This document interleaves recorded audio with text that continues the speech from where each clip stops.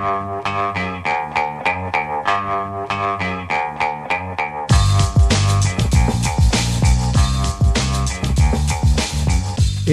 the Brian Lehrer Show on WNYC. Good morning, everyone. And if you're off for work for this President's Day, I hope you're enjoying a 3-day weekend.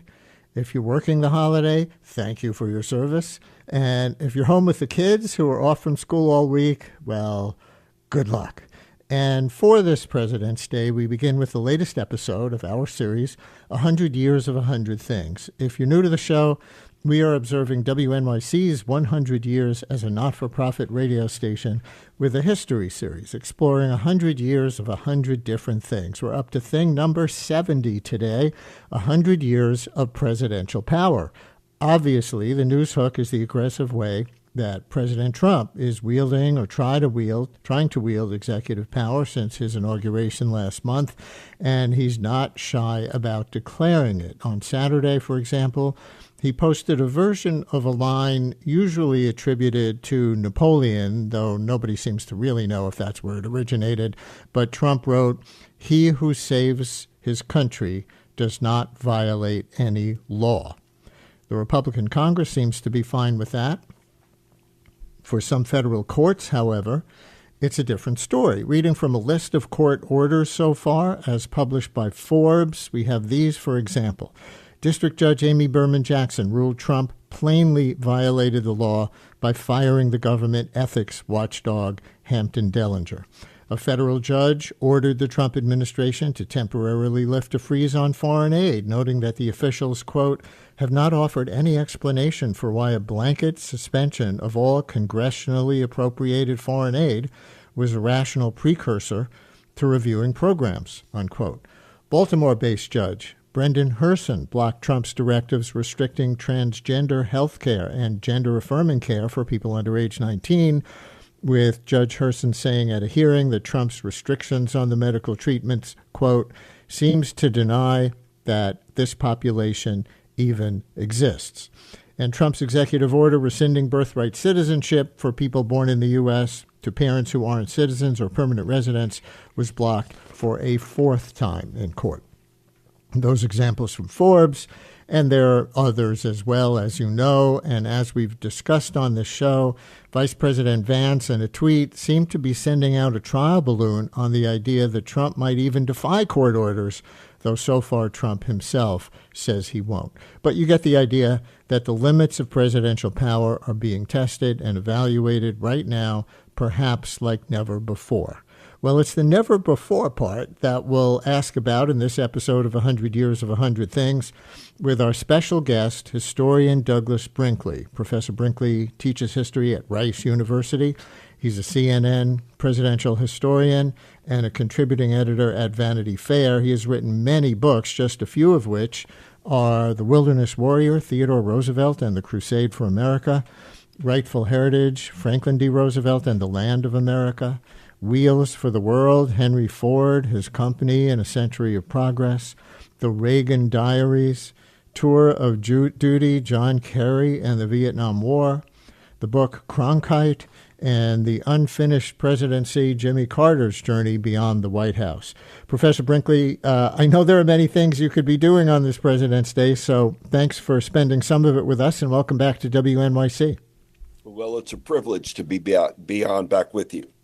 And I guess we should start more than 100 years ago, in fact, with President George Washington and other founders who wanted to avoid establishing a monarchy like they were rebelling against from Britain. So in brief, how did they originally design the powers of a U.S. president and the limits? It's very important to know that there is no exception or creation of executive power in the U.S. Constitution, meaning it's really unconstitutional, if you're going to look at it honestly, to do executive orders. However, George Washington did one, and that was the Neutrality Act to keep the United States out of foreign wars. After that, a president might do one for some very special project. Then came Abraham Lincoln with the Emancipation Proclamation during the Civil War. And sometimes that's referred to as Executive Order Number One. And whatever it did, it influenced Theodore Roosevelt to see that as an opening when he was stymied by Congress and the Senate. Hmm. So from 1901 to 1909, Theodore Roosevelt started regularly using executive orders with the idea if Lincoln did it to free the slaves, I can use an executive order, fill in the blank, I will pick to save the Grand Canyon, which the Senate wanted to mine for zinc, asbestos, copper, and they did not want the Grand Canyon as a national park. So Theodore Roosevelt used an executive order to save it, and then that went to the courts, and the Grand Canyon just kept going through courts. In the end, Theodore Roosevelt won that, and it allows presidents to create public lands wherever they feel like it or can do without going to Congress. Maybe some of those later become a national park. And in 1907, while Roosevelt's president, the official numbering by the State Department of EOs, executive orders, under Theodore Roosevelt. And now we have numbered ones. And so by the time he got to his fifth cousin, Franklin D. Roosevelt, Hmm. FDR was doing 3,000, executive orders. Wow. And since then, presidents do it more and more. Many executive orders, it depends how you look at the world or politics. I mean, most of FDR's executive orders are admirable. Creating the Manhattan Project was an executive order for atomic power, but he also signed an executive order to do Japanese intern camps. John F. Kennedy did the Peace Corps with an executive order. We can go on and on. I mean, desegregation of armed forces by Truman, an executive order. And what's unusual about our time right now is there used to be a tradition on executive orders. You don't do them on day one. I mean, once you're president, you're supposed to use that as a healing day, unite the country, do a national prayer service and other type of functions. But Trump's invented day one. It started with Biden kind of started it. President Biden did, I believe, 19 on his first term. But after Biden, Mostly to reverse Trump, right? well, it's to reverse Trump. And then, but on day one, you had, zero from Barack Obama, zero from George W. Bush, zero from, pick your Bill Clinton or Ronald Reagan, or our country doesn't do these day one, executive orders, and certainly not the onslaught that we saw President Trump doing. Part of that might be that we're living in the age of widespread information, the fast time clock, everything's happening every second, and the need to cram. But I think it's more to the point of a shock and awe strategy that you bring Elon Musk in. People are just getting used to the fact you won, and you just tear through the bureaucracy of Washington, D.C., and try to undermine institutions by signing all of these executive orders that many will be challenged in the court, and Trump will lose, and others will make it through. Well, you've just given us a great 250-year romp of sort of an executive summary of the history. But I want to go back and look at a few presidents and a few eras in a little more detail, and then come back to Trump in a little more detail. So, like in the 18th century, the two presidents I see most often cited as expanding the powers of the office are, of course, Lincoln, who you mentioned, but also Andrew Jackson. And Jackson sometimes gets compared to Trump for his using his populist appeal to that end. Do you think there's a comparison to be made, or any precedents that are relevant today that Andrew Jackson, the populist president, set in motion in the 1830s? I do in some ways. They're very different profile of an individual. I mean, Andrew Jackson was his leadership came out of the military. He's the famous general at the Battle of New Orleans at the end of the War of 1812. Worked with the Cherokee and Seminole wars. He was a considered the top original American military hero. Donald Trump had bone spurs and avoided service in the Vietnam War. So they're from their military side. Mm-hmm. There's nothing in common, Mm-hmm. but both started appealing both to what we call a populist base, saying that in Jackson's case, the original aristocrats who created the U.S. Constitution were snobs and elites, and they didn't take what the working people or backwoods people of Tennessee needed. And he ran an insurgency to take on the banks, to take on the bureaucracy, and to open up so more people could vote. So you have in Andrew Jackson a figure that Trump admires. In fact, his first term, he went to the Hermitage in Nashville, Tennessee, early in his first term and tried to make it an Andrew Jackson presidency. He was trying to uplift Jackson. Well, as soon as he did that, Jackson sunk in presidential polls Hmm. because we have gone through looking at history and the extermination of Native people, a genocide of indigenous people on the Trail of Tears, in particular, started making scholars disregard some of Jackson's achievements, and he started tumbling down in the polls. This time around, Trump has put in a large portrait of Ronald Reagan into his quarters, and he's kind of leaning into the being Reagan. He early executive order he changed Mount Denali or Denali in Alaska, and back to its old name of Mount McKinley, Right. named after William McKinley, who famously was the tariff president, and Senator Lisa Murkowski now is suing to get the name returned to Denali. So Which, of course, it was before anybody called it Mount McKinley. And by the way, President McKinley never visited that mountain in his lifetime, as I understand it. exactly.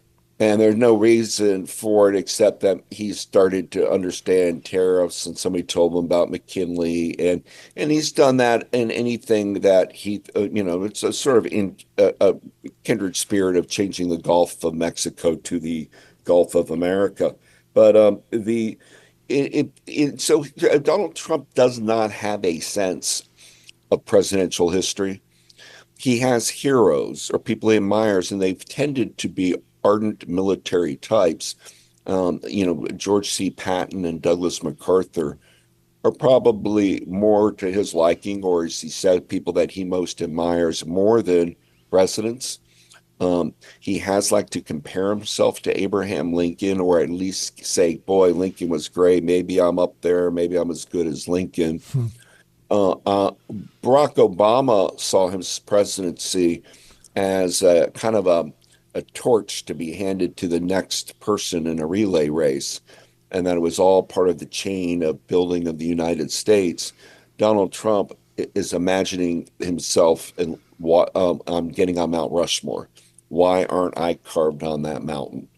And it's natural that somebody thinking like that, with starting to learn a little bit about American history, might gravitate to some of the policies he's doing now. I think he just discovered the Monroe Doctrine of 1823, written by John Quincy Adams, but in Trump's interpretation of it is an old interpretation. We own the Western Hemisphere, and nobody's allowed to militarize this hemisphere.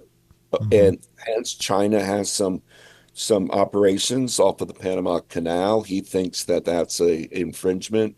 Thinks we're getting ripped off by Panama, and he's threatening to undo it with the Monroe Doctrine wind at his back. He's carving out a world where he sees spheres of influence, big power. UN doesn't matter. What matters is Russia, China, United States with Britain, and Japan, and perhaps a Europe if they can get their act together. So we've discussed Andrew Jackson and Abraham Lincoln a little bit from the 1800s. And as we enter the official 100-year time frame for this segment, FDR tried in various ways to expand the power of the presidency, sometimes successfully, sometimes not. I was reading on a Harvard history website about Roosevelt giving himself the power to censor mail and then launching the internment of Japanese Americans, which we all know happened, but who he identified by cracking open previously confidential census information. And those things sound a little like the issue in play right now about Trump's people looking at taxpayer information and the Treasury Department systems and things like that. How pivotal do you think FDR is to this history? Well, very pivotal. He's the one. But keep in mind, in 1932, when FDR, won, we were in the middle of the Great Depression, and Herbert Hoover's presidency was just terrible. But FDR won 42 out of 48 states. 42 out of 48. That is nothing like a mandate that Donald Trump got. This was really a squeaker election, and Congress, the Democrats are missing 3 seats. That's it. But it's enough of a mandate in Trump's mind to seize power with using executive privilege and trying to. He's following Trump, the Supreme Court decision of immunity. And so he also has told people he believes it almost can be tattooed onto Donald Trump's arm. Richard Nixon's line to David Frost, it can't be illegal if the president does it. So he really feels he has a very wide latitude. And the trick words you're going to hear coming up is national security. He's going to say, I can do this because of national security. It's like what Lincoln did in the Civil War that we had. And it's why the border issue for Trump, he's going to continue to market it as it's almost a war at the border as a way to enhance his own power. But I don't want people to think our times are like FDR's times. I mean, back then you had I can't even tell you how much, 7,000 banks closing and, nearly, a 25% unemployment rate. We were in a disastrous place. I mean, Donald Trump inherited a pretty good America. People certainly, our economy is doing as well, if not better, than anybody else in the world. And so a lot of the danger of the moment that Trump's using and flexing executive muscle about is really conservative ideology about cut government and help corporations. That's been in the playbook for the American right, for a long time. And glorify certain kinds of identity while diminishing others, right? Right. And we always have a roller coaster. Used to be even Irish people treated them like dirt when they came to America. And we've had alien and sedition acts and deportation acts. One executive order Dwight Eisenhower did was Operation Wetback, where he rounded up tens of thousands of workers, agricultural workers that weren't here legally, and they deported them deep into the heart of Mexico to get them out of the country. Donald Trump said, I love that. Many Eisenhower scholars find it one of the lower moments of Eisenhower's presence. But, so presidents do things. Every time's different. They try to meet the moment. I've never seen anything like a Rasputin-like figure like Elon Musk sitting by a leader. In Rasputin's case, it was with Tsar Nicholas.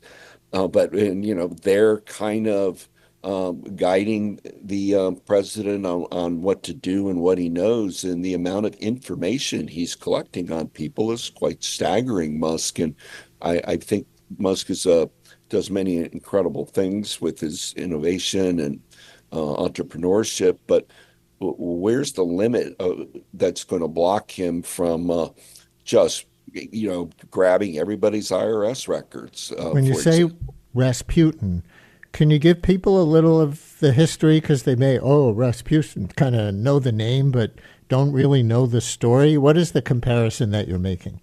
Oh, well, Rasputin was this kind of a mystic brilliant sage figure in Russia before the Russian Revolution, who was with Tsar Nicholas and became really a co-leader of Russia because he had all these insights about tomorrow and the future. And I mean, think of him, if you like, as a really dark, you know, psychologist of some kind. And he just held more sway. He would have a long beard and dress strange. So you'd go to big dinner in Russia and be everybody dressed properly, but it would be like, how Musk wears his ball cap and his jacket wherever he goes in the Oval Office. Or Rasputin would have a whole wardrobe all of himself. And people feared him in government and all over the country because he's the one that was constantly in the ear of the czar, and so you see that with Trump. There's a danger of having somebody like Musk at your side and giving him free rein, but they may be feeling this is necessary to finally fulfill the trimming of government or to do away with agencies. In Trump's case, there's revenge here, or the real feeling that AI, Musk understands it and it's the new American concern, and that so therefore I want him at my side. That story's just going to grow because Mm-hmm. Dodge and Musk, have so much short-term power here right now that people are a little off kilter about where the next act's going.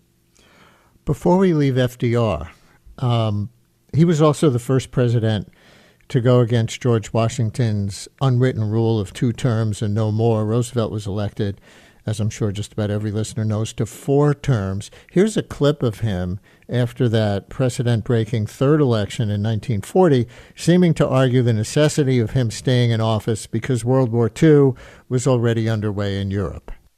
Even a neutral has a right to take account of facts. Even a neutral cannot be asked to close his mind or to close his conscience. So, briefly, Professor Brinkley, why did Roosevelt run for a 3rd term, and how much debate was there actually at the time in terms of one man becoming too powerful? Well, once he won in the 2nd term in 1936, he tried to pack the Supreme Court. Instead of having 9 Supreme Court justices, he wanted it to be 15. And that 15 never happened, but he went for it. It was the courts that shot him down, and his own Democrats, particularly Southern Democrats, stopped Roosevelt from adding those pro-New Deal Supreme Court justices who would have greenlit anything he devised. The frustration FDR had by in defense of segregation, right? In defense of segregation, and they just didn't want Roosevelt, to be able to have that much power. But the FDR kept lists, and he knew which people in the Democratic Party were opposed to him. His own vice president, John Nance Garner, for 2 terms, didn't do what he could to convince politicians this is to get this done, the Supreme Court. Roosevelt didn't like being flummoxed. He came up with innovative programs of the New Deal, and yet an older Supreme Court, because of the justices, the 9, started declaring some of these efforts not constitutional. And by 40, nobody thought he would run because nobody had done it, and he kind of just nodded people off about it. So you can forgive John Nance Garner to think FDR would tell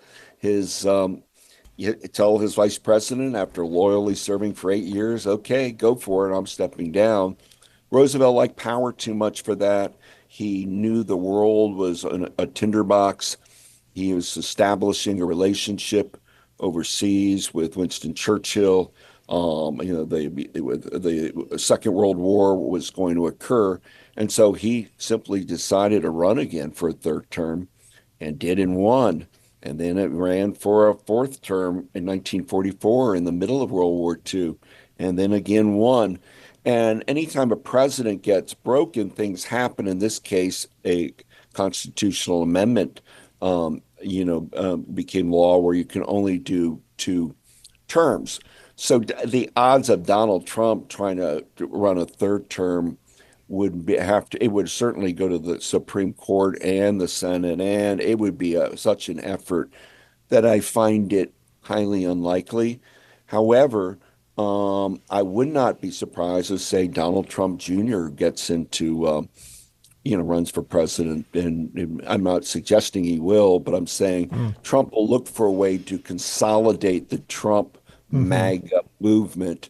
And it might be J.D. Vance because he proves himself, but it doesn't necessarily have to be. It'll be whatever Trump wants for that act.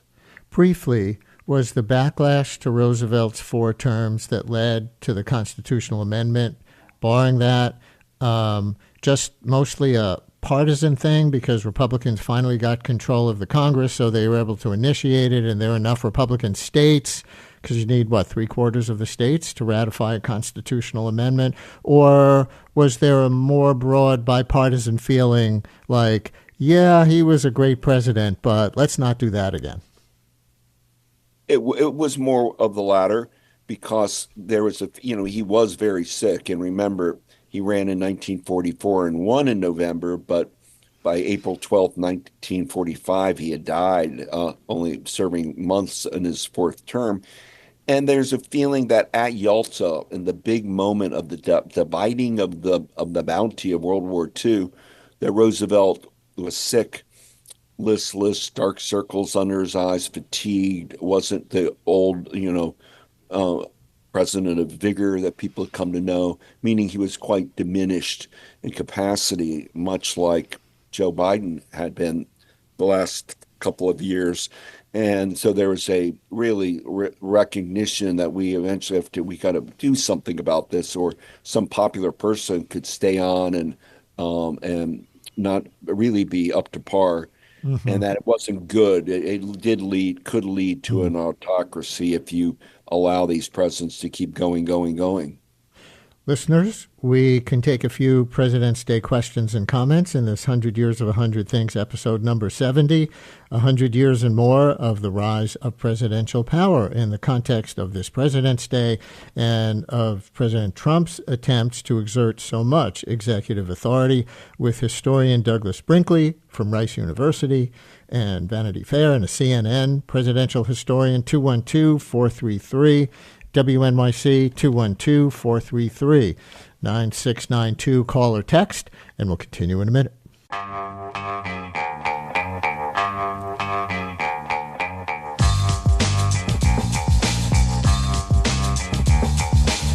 Brian Lehrer on WNYC, 100 Years of 100 Things, thing number 70, 100 years of the rise of presidential power, with historian Douglas Brinkley.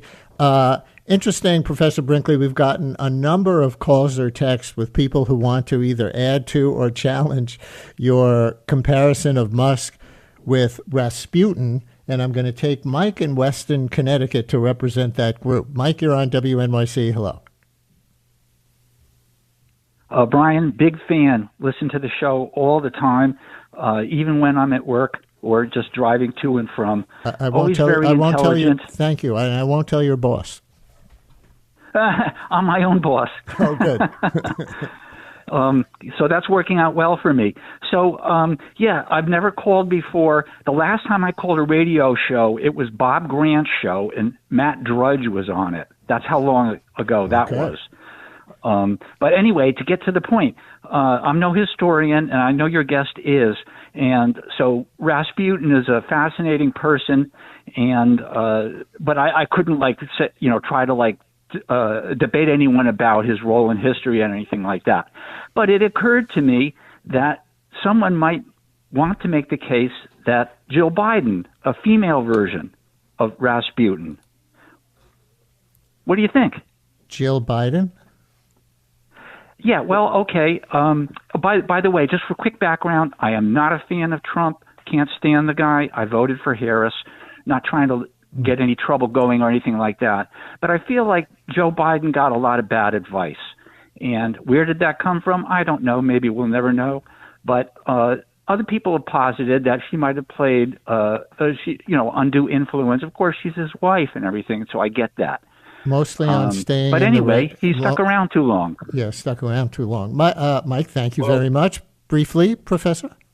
Yeah, I mean, I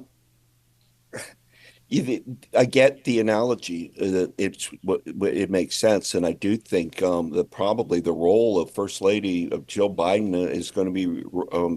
We talked about it, why she didn't step up and tell her husband not to run. Why did she try to control and hide his agenda from everybody? In some ways, kind of took over for Joe Biden. It was not up to it. So I don't think the caller's off base with that. And as for Rasputin, I was being a little bit, obviously slightly tongue in cheek, but not so much. I mean, it's just that Rasputin got, he thought of himself as a faith healer with all these ways to cure the world, and he became for the imperial family of Nicholas II, he became their everything. He really led to the final years of the Russian Empire and decline, Rasputin, because he was puppeteering, controlling Nicholas II. So I'm suggesting that there's a danger for Donald Trump with a figure like Musk, who has the skill set he does for the modern world, to be allowing the fox into the henhouse of all of America's most sacred treasures, documents, private information, classified, declassified. I mean, he's roving around. That can become a big problem if it doesn't have some kind of barrier or parameter around it.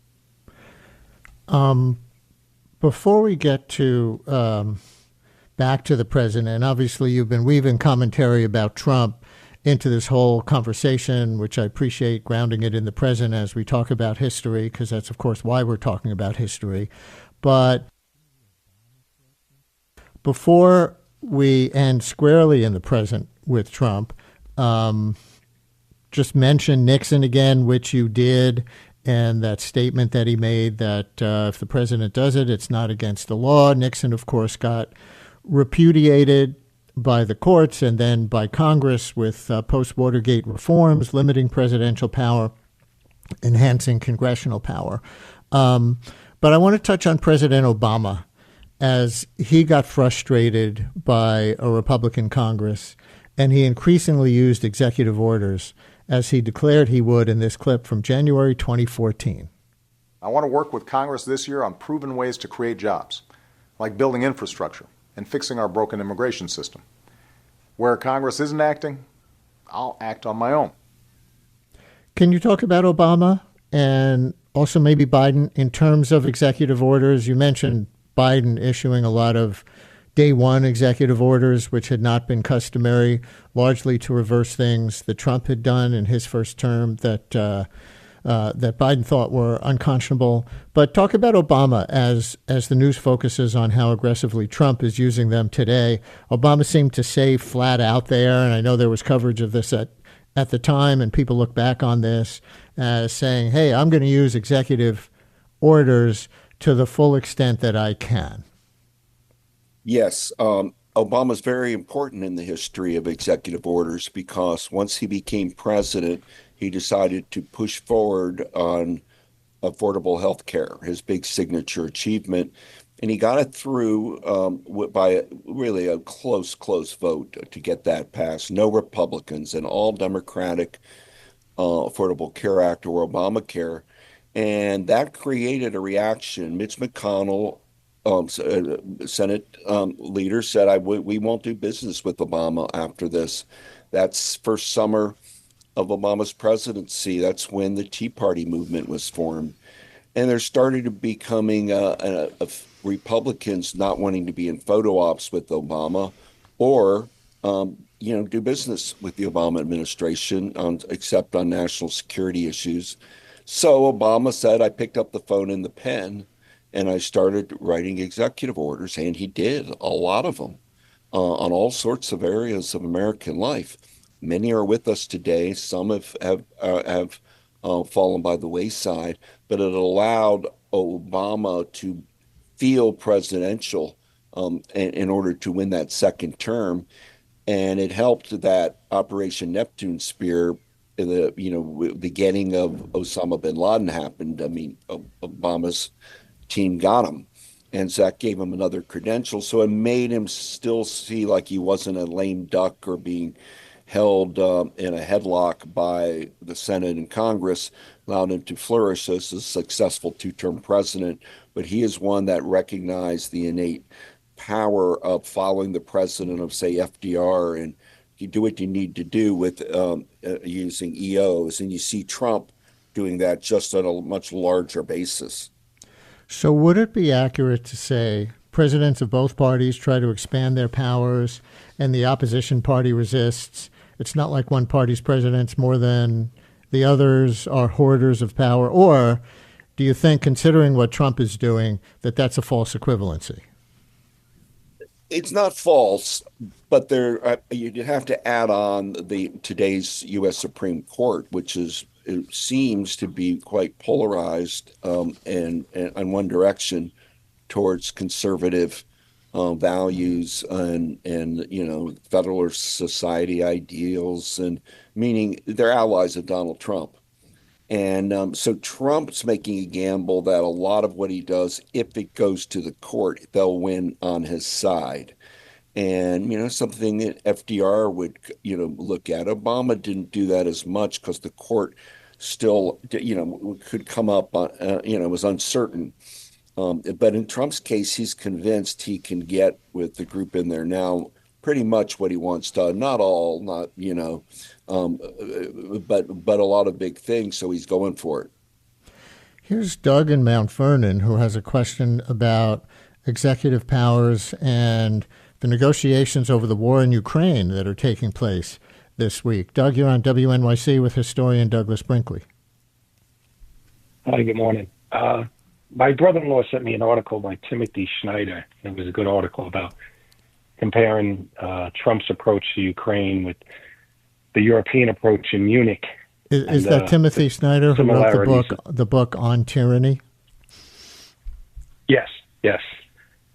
And the similarities are just striking. But I was wondering, if Trump goes over the Ukraine, can he himself just say, all right, we're not giving them any more weapons? Does he have the power as a president? Would Congress authorize that? Does he have to go back to Congress to get permission to cancel any further aid, or he can do that on his own? He'll do it on his own. I mean, Trump's trying to end the Ukraine war, and it's so funny that J.D. Vance and other U.S. cabinet people. I mean, they were at the Munich Security Conference, and then that we all remember Munich standing for the word of appeasement to the Third Reich, and so there is a danger right now of that kind of repeat in history that Trump thinks, let's just get out of it. I'll cut a deal with Putin. That'll be the end of it. I solved it. Well, that didn't hold up with the Nazis, after in Czechoslovakia or, any deal they made, they later reneged on. And so it's going to be a matter of how much really trust Putin. And it sounds like quite a bit. So you can understand why our European allies might be shouting Munich, Munich, Munich right now, because they see a pattern that Neville Chamberlain fell into with Great Britain, this sort of trust that Germany will only do so much in the early 40s, late 30s, early 40s, and when in truth they were into domination of Europe. Putin's if he gets a deal at Ukraine, well, a year from now, would you be surprised if he went into Lithuania and tried to do something? I mean, that's where we're at right now. I want to ask you two last things before you go. One, in the broad sweep of history, is about media technology as enhancing presidential powers over time. When radio came in about 100 years ago, and FDR used it so effectively for his fireside chats, then television and JFK being so telegenic, now social media, which Trump has used so effectively. Can we say electronic media have enhanced the power of the presidency because it's been so useful to building personal followings that Congress as a big body or the courts can't compete with? Oh my goodness, absolutely. I mean, this is we're living in an age of really, a media dysfunction. I mean, whoever controls the media and the images controls the culture. There's just no doubt about that, and Trump understands that. It's why all these executive orders we're talking about. Look at the drama, the Capitol Arena with bands playing and sitting on a desk and making I've never seen anybody sign anything as large as Trump. Yeah. And then Oval Office has been turned into a reality TV studio. Right. Getting the image that I'm doing, say, because this signing of the executive order, he's now made it into a theatrical moment. And it's probably smart politics for him right now, because makes not only is it controlling the media cycle, but it makes people look like he's doing things that really matter. In fact, I read somewhere that originally presidents were not supposed to communicate directly with the public, rather with the public through their elected representatives in Congress. Is that an overstatement? Yeah, I mean, I think that's a little bit, but not much of one. It's a lot of showbiz going on here, a lot, and what's amazing to me about Trump is the way he has confused the world. I mean, I can't imagine. Can you imagine them trying to understand Trump in, from universities in Pakistan or Bangladesh or in China, for that matter? Some people would say it's a madman in charge of the United States. Others will say it's brilliant. We don't know what he's going to do, and he's reshifting balance of power in the world. So it's a conundrum, but he's ours. Donald Trump represents a side of America, that is, he's not getting good reviews with our alliances, and I always find NATO to be of prominence. The main thing we need to do is keep NATO strength, and I worry that one of the adverse effects of Trump's type of diplomacy right now is leaving our fellow NATO countries in a lurch. And that's on the international stage. Final question from a listener who texts very simply: should we be concerned right now about autocracy? And so we come back to the quote of Trump from over the weekend that I cited at the beginning of the segment, when he posted on social media, "He who saves the country breaks no law." Should we be concerned right now about autocracy, in your historian's opinion? Absolutely. Donald Trump's very attractive to being an autocrat. He doesn't respect Congress, Senate, the courts, or pick your part of government, FBI. He doesn't respect Justice Department. He thinks it's his tool. And this is how autocrats begin. And now adding to that, Trump's massive ability to appeal to people through television and social media, and the way that disinformation can be spread. It makes him a very formidable person in our times. And yet I think less formidable if he didn't have Musk at his side, because the AI problem or potential is vast and massive, and it's coming on us. And in that regard, having Musk around helps the United States perhaps do some things with AI before China.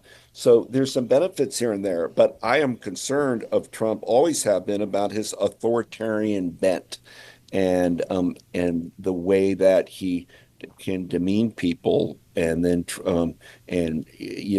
gut them. And yet people that break the law, but they're his pals, they get pardoned or they get to become part of an administration. It's not a good way to run a country in the long term. It would only make any sense at all if our country was in some kind of dire straits.